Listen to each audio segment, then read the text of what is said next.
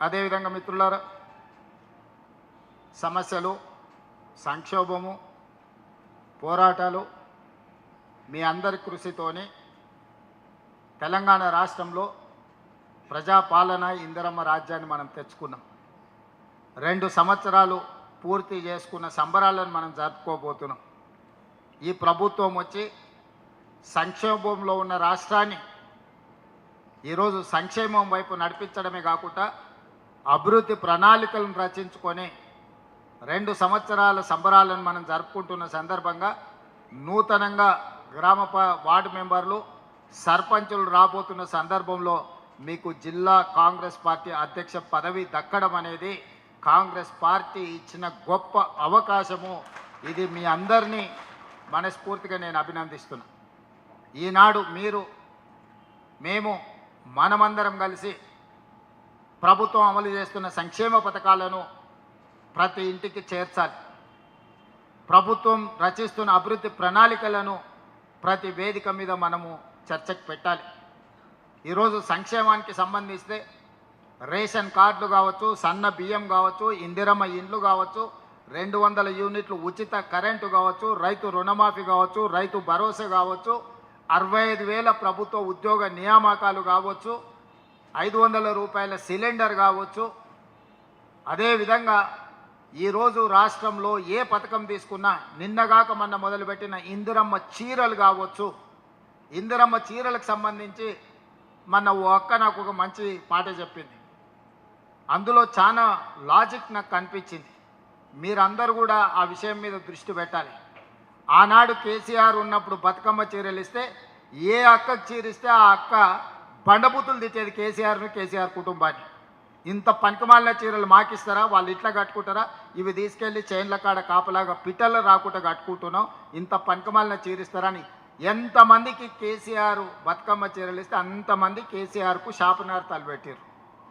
ఇప్పుడు మనం ఇందిరమ్మ చీరలు ఇచ్చినాం. 90% పైగా చీరలు అందినే, 10% రాలేదు. వచ్చిన వాళ్ళంతా సంతోషంగా ఉన్నారు, ఇంటికాడ పోయి చీర కట్టుకొని పండుగ చేసుకున్నారు. రానోళ్ళు మనల్ని తిడుతురు. అయ్యా ఏమైంది అయ్యా రేవంత్ రెడ్డికి నాకు చీర ఇస్తే ఎంత తక్కువ అవుతుండేనా, సారే గా అక్కలకే ఆ చెల్లెళ్ళకే పెడతాడా, చీర పెడితే మేము కూడా సారె పండుగ చేసుకుంటాం కదా, మాకెందుకు ఇవ్వలేదు అని చెప్పి ఆనాడు వచ్చిన వాళ్ళందరూ కేసీఆర్ను తిడితే ఈనాడు రానోళ్ళందరూ మనల్ని తిడుతురు. అందుకే జిల్లా పార్టీ అధ్యక్షులకు నా సూచన, 1,00,00,000 మందికి 1,00,00,000 చీరలు ఇవ్వాలని పెట్టుకున్నాం. గ్రామీణ ప్రాంతాలలో 65 లక్షల మంది మహిళలు, 65 లక్షల మందికి 18 ఏళ్ళు పైబడ్డ ప్రతి ఆడబిడ్డకు చీర రూపంలో సారె పెడుతుంది ఇందిరమ్మ ప్రభుత్వం. ప్రతి ఒక్కరికి చీర చేరే విధంగా మీరు చర్యలు తీసుకోవాలి. మొట్టమొదట ఇక్కడ ఉండే జిల్లా పార్టీ అధ్యక్షులకు నేను ఇస్తున్న టాస్క్, ఏ ఆడబిడ్డ కూడా నాకు చీర రాలేదని చెప్పొద్దు. ఏదైనా ఒక ఆడబిడ్డ చీర రాలేదు అని చెప్తే ఆ అధ్యక్షుడు పనిచేస్తలేడని నేను లెక్క రాసుకుంటా. మీ అధ్యక్షుల కొత్తగా వచ్చిన వాళ్ళకు ఇదే నేను ఇచ్చే జిమ్మెదారి. ప్రతి ఆడబిడ్డకు చీర లేరిందా లేదా ఊరు వారిగా లెక్కలు తీసుకోవాలి. వార్డుకి ఇప్పుడు నీకు వార్డు మెంబర్లు వస్తారు, గ్రామాలలో సర్పంచులు వచ్చారు. సమన్వయం చేసుకుంటే ప్రతి ఆడబిడ్డకు స్టాక్ ఉంది. ఇప్పుడు గ్రామీణ ప్రాంతాలలో మార్చి అంతర్జాతీయ మహిళా దినోత్సవానికి మున్సిపాలిటీలలో 35 లక్షల చీరలు ఇస్తున్నాం. గ్రామీణ ప్రాంతాలలో 65 లక్షలు ఇప్పుడు రెడీగా ఉన్నాయి. డిసెంబర్ 9 లోపునే పూర్తి చేయాలనుకున్నాం, పూర్తి కాలేదు. ఇప్పుడు మీరు ఇది పూర్తి చేసుకోవాలి డిసెంబర్ నెలలో. అదే డిసెంబర్ నెలలో ఈ చీరలన్నీ 65 లక్షల గ్రామీణ ప్రాంతాలలో ఉండే ఆడబిడ్డలకు 65 లక్షలు చీరలు చేర్పించాలి. ఈ చేర్పించే బాధ్యత జిల్లా పార్టీ అధ్యక్షులదే. మిగిలిన 35 లక్షల ఆడబిడ్డలకు పట్టణ ప్రాంతాలలో నివసిస్తున్న వాళ్లకు మార్చి నెలలో చీరలు తయారు కాకపోవడం వల్ల 8 నెలలు ఉత్పత్తి చేసే సంస్థలకు ఇస్తే 65 లక్షల చీరలు ఇచ్చారు మనకు. ఇంకో 3 నెలల్లో 35 లక్షల చీరలు ఇస్తామన్నారు. ఫిబ్రవరి ఆఖరికి మార్చి ఫస్ట్ వీక్లో మనకు చీరలు వస్తాయి. మార్చి నెలలో మిగిలిన ఆడబిడ్డలకు పట్టణ ప్రాంతాలలో 35 లక్షల చీరలు ఇస్తాం. 1,00,00,000 మంది ఆడబిడ్డలకు 1,00,00,000 చీరలు ఇవ్వడమే కాకుండా 1,00,00,000 మంది ఆడబిడ్డలను కోటీశ్వరులను చేయాలని ప్రభుత్వం లక్ష్యంగా పనిచేస్తుంది. దానికి మీరు అందరూ కూడా కష్టపడాల్సిన అవసరం ఉన్నది. ఈరోజు ప్రభుత్వం అమలు చేస్తున్న సంక్షేమ పథకాలను ఊర్లల్లో చెట్టు కింద చర్చ పెట్టుర్రి. పెళ్ళికి పోయినా, చావుకు పోయినా, దావత్కు పోయినా, కళ్ళు కాంపౌండ్ దగ్గరికి పోయినా ఆనాడు ఎట్లుండే ఈనాడు ఎట్లుంది అనేది, ఎవరు పాలైంది తెలంగాణ, ఎవరు పరిపాలన చేస్తున్నారు తెలంగాణ అనే చర్చకు తెర లేపండి. 2 సంవత్సరాలల్లో మన మార్పు పరిపాలనను మనం అందించినాం. మనకు అప్పజెప్పిన ఆయనకు 2014 నాడు అప్పజెప్పినప్పుడు 16,000 కోట్ల రూపాయల మిగులు బడ్జెట్తో మనం అప్పజెప్పినాం. తిరిగి 10 ఏళ్ళలో ఆయన మనకు అప్పజెప్పేటప్పుడు 8,11,000 కోట్ల రూపాయల అప్పుతో మనకు అప్పజెప్పినాం. నాకు డిసెంబర్ 7, 2023 నాడు ప్రభుత్వాన్ని చంద్రశేఖరరావు గారు అప్పజెప్పే నాటికి 8,11,000 కోట్ల రూపాయల అప్పుతోని నడుమొంగిపోయి బజార్లో ఎవరు నమ్మని పరిస్థితుల్లో మన చేతిలో రాష్ట్రాన్ని పెట్టింది.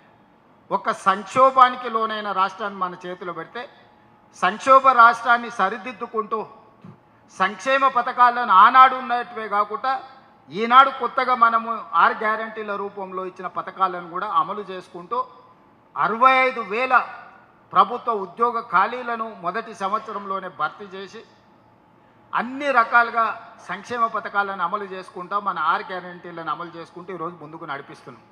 ఈ క్రమంలో 2 సంవత్సరాలు మనం పూర్తి చేసుకున్న సందర్భం వచ్చింది. సంబరాలను జరుపుకుంటున్నాము. ఉన్న ప్రభుత్వాన్ని నడపడమే కాదు, 2034కి $1 ట్రిలియన్ ఎకానమీగా, 2047 100 సంవత్సరాలు స్వతంత్ర ఉత్సవాలు జరుపుకునే టైంకి $3 ట్రిలియన్ ఎకానమీగా తెలంగాణ రాష్ట్రాన్ని అభివృద్ధి చేయాలని ఈరోజు ప్రణాళికలు చేసుకున్నాం. డిసెంబర్ 1 నుంచి డిసెంబర్ 13 వరకు కార్యాచరణ తీసుకొని మనం తిరుగుతున్నాం. నిన్న ఉమ్మడి మహబూబ్ నగర్ జిల్లాకి వెళ్ళినాం, ఈరోజు ఖమ్మం జిల్లాకి వెళ్తున్నాం. ఇట్లా 6 ఉమ్మడి జిల్లాలకు 6 తారీఖు వరకు వివిధ జిల్లాలకు ఒక్కొక్క జిల్లాకు ఒక్కొక్క రోజు సమయాన్ని ఇచ్చి ఈ అభివృద్ధి కార్యక్రమాలను, సంక్షేమ కార్యక్రమాలను ప్రజలకు వివరించడానికి 2 సంవత్సరాల సంబరాలను జిల్లాలలో జరుపుకోవడానికి కార్యాచరణ తీసుకున్నాం. 7 తారీఖు నాడు తెలంగాణ ఉద్యమానికి వేదికైన, తెలంగాణ ఉద్యమానికి ఊపిరి ఇచ్చిన ఉస్మానియా యూనివర్సిటీకి 7 తారీఖు నాడు మనం వెళ్తున్నాం. ఆ యూనివర్సిటీ 100 సంవత్సరాల పైగా చరిత్ర ఉన్న యూనివర్సిటీ. గొప్ప గొప్ప మేధావులను పివి నరసింహారావు గారి నుంచి మొదలు పెడితే జైపాల్ రెడ్డి గారి వరకు, కేశవరావు గారి వరకు ఉద్దండులను అందించిన ఉస్మానియా యూనివర్సిటీని చంద్రశేఖరరావు గారు కాలగర్భంలో కప్పేయాలని చూసిండు. అందుకే నేను ఎవరు వెళ్ళని ఉస్మానియా యూనివర్సిటీకి నేను వెళ్ళినా ఆ రోజు చెప్పొచ్చిన, ఎంత ఖర్చైనా అంతర్జాతీయ స్థాయి ప్రమాణాలతో ఉస్మానియా యూనివర్సిటీని అభివృద్ధి చేస్తామని 7 తారీఖు నాడు ఉస్మానియా యూనివర్సిటీకి వెళ్ళి ఆర్ట్స్ కాలేజ్ ముందే సభ పెట్టి ఆ యూనివర్సిటీ అభివృద్ధికి అవసరమైన నిధులను మంజూరు చేసి వాటన్నిటిని కూడా అభివృద్ధి పదం వైపు నడిపించడానికి ప్రణాళిక తీసుకున్నాం. 8, 9 భారత్ ఫ్యూచర్ సిటీలో తెలంగాణ రైజింగ్ గ్లోబల్ సమ్మిట్ను పెట్టుకున్నాం. 8 తారీఖు రోజు 1 గంటకు సంబరాలు ప్రారంభమై మనం మొదటి రోజు మొత్తం సంక్షేమ పథకాలు ఏ విధంగా అమలు చేసినాం, 2 సంవత్సరాల పరిపాలన ఏ విధంగా జరిగిందో చర్చలు పెట్టి సాయంత్రానికి తెలంగాణ సాంస్కృతిక ఉత్సవాలను జరుపుకుంటాం. 8 తారీఖు రోజు ముఖ్యమైన నాయకులందరినీ కూడా కార్యక్రమానికి ప్రభుత్వ పరంగా ఆహ్వానించడం జరుగుతుంది.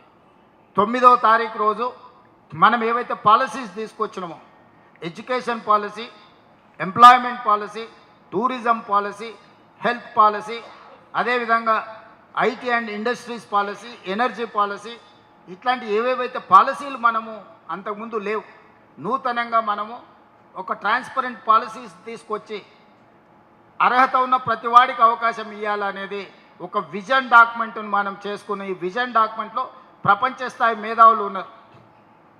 బ్రిటిష్ ప్రెసిడెంట్గా, ప్రైమ్ మినిస్టర్గా పనిచేసిన టోనీ బ్లేయర్ నుంచి అభిజిత్ బెనర్జీ వరకు, సంతను నారాయణ్, అజయ్ బంగా, సత్య నాదెల్లా, ప్రేమ్జీ వత్సవ్ లాంటి మేధావులు వీళ్ళందరూ కూడా తెలంగాణ రాష్ట్ర అభివృద్ధి కోసం ప్రణాళికలు ఏ విధంగా రచించాలనో international experts, Raghuram Rajan former RBI governor నుంచి మొదలు పెడితే చాలామంది మేధావులు మనకందరికీ మన పాలసీ డాక్యుమెంట్లో ఇన్పుట్ ఇచ్చి ఇందులో సభ్యులుగా పనిచేస్తున్నారు. దీని coordination international school of business ISB, అదేవిధంగా నీతి ఆయోగ్, గవర్నమెంట్ ఆఫ్ ఇండియాకి సంబంధించిన వాళ్ళు కూడా ఇందులో భాగస్వాములు.